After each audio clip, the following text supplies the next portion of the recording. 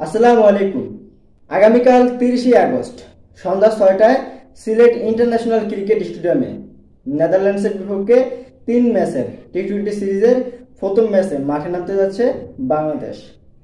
নেদারল্যান্ডসের বিপক্ষে সিরিজটি শুধুমাত্র বাংলাদেশ সিরিজ জিততে হবে এই ভেবে মাঠে নামলে হবে না, বা ম্যাচ জিততে হবে এই ভেবে মাঠে নামলে হবে না।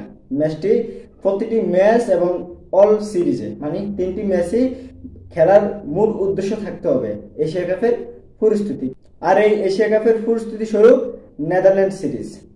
এশিয়া কাপের আগে নিজেদের সেরা প্রস্তুতি, ব্যাটে বলে ফিল্ডিং সব দিক থেকে নিজেদেরকে জ্বালিয়ে নেওয়ার সুযোগ।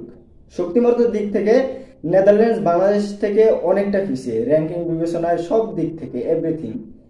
এই নেদারল্যান্ডসের বিপক্ষে খেলাটা কতটুকু যুক্তিক সেটা বড় কথা না, এখান থেকেই এশিয়া কাপের প্রস্তুতিটা ভালো করে নেওয়া উচিত ক্রিকেটারদের।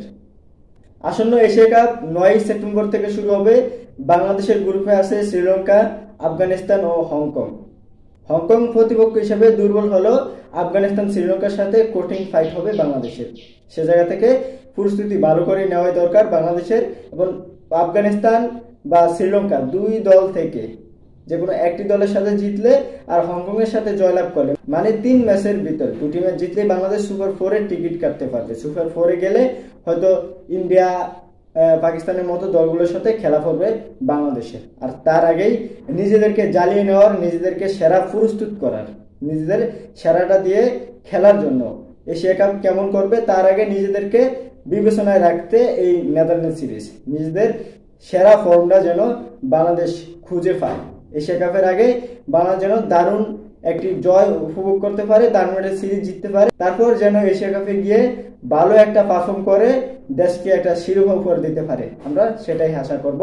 বাংলাদেশের জন্য শুভকামনা, এশিয়া কাপের সেরা প্রস্তুতি নেওয়ার জন্য শুভকামনা। আশা করি বাংলাদেশ এশিয়া কাপের সেরা প্রস্তুতি নিবে ইনশাআল্লাহ।